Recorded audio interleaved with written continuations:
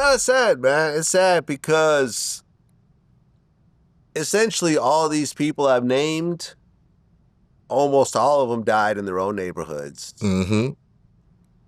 Pretty much all of them could be alive today if they had just said, I'm going to move away. I'm not going to go back to areas that I know are, potentially dangerous. Like, look, I understand. To them, that doesn't show loyalty to the neighborhood. Yeah. And a lot of dudes and I know it's hard to understand that, but it's crazy because like I came from that time. Yeah. I came from a time to where I didn't give a fuck. Yeah, I knew I was rapping and making videos and shit, but I still went to the neighborhood every day. I knew them was the opposition or they was from another set, and they could easily drive through here right now, right. See me at the light on Compton Boulevard and whatever. I didn't care. Right, and you were the prize. Think about that. You goddamn right. But you were the prize. All your 20 friends who no one's ever heard of. Me being able to show the niggas that I felt were my family and the niggas that when we was all over here piecing up on boxes of chicken and 40 ounces and watching each other's backs and all that, I felt I wanted to show them that I was more with them than being on stage with the fucking fans appreciating me and signing my autographs and people appreciating my music and wanting to take pictures. I'd be like, yeah, fuck this shit. I'm ready to go back to Compton and go to the hood. And whether we was just standing on the block all day smoking blunts or sitting in the garage, I felt that was more important to me because this is where I earned who I am. You get me? I earned that over here. I didn't earn that with these motherfuckers spending their money on records and what. I earned that being on the block with these niggas every day. So it takes you a minute to see like, I got a motherfucking $500,000 house an hour away from here, but I'm sitting over here every day in the garage. And like, I got motherfucking all kind of shit at home, but I'm driving over here. Just, it takes you a time to grow up.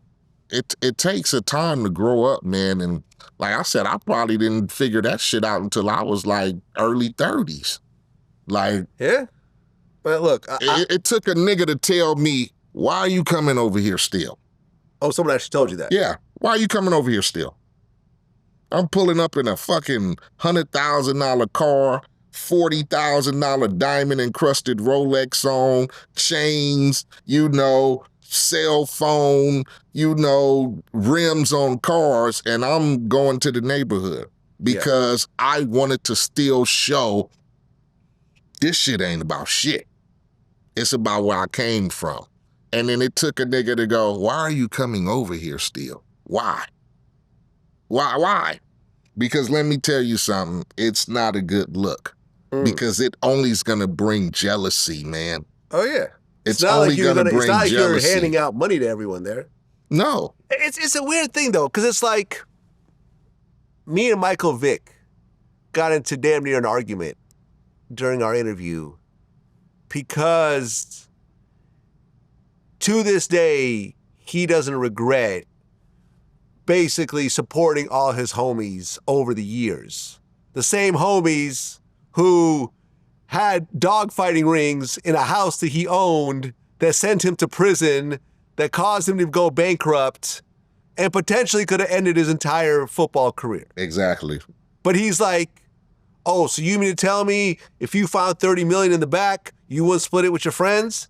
And I'm like, it's not like finding the money in the back. It's because of all the work you put in to get you to this NFL level. And you're supporting these group of people like they're your fucking children.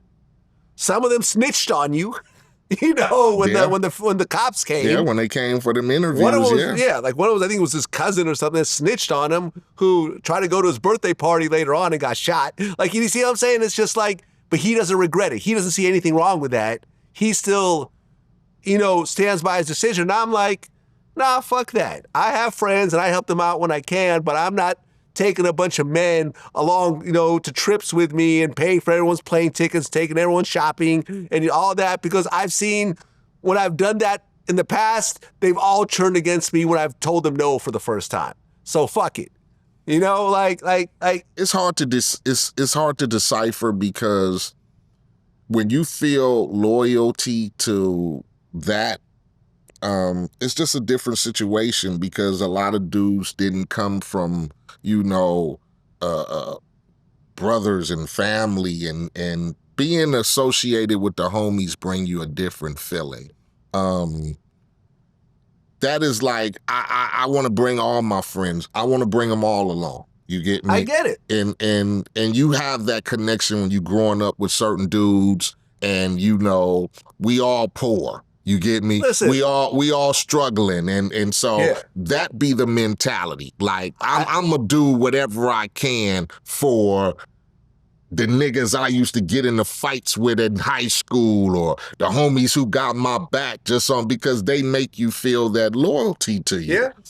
Would they do it for you? You never know.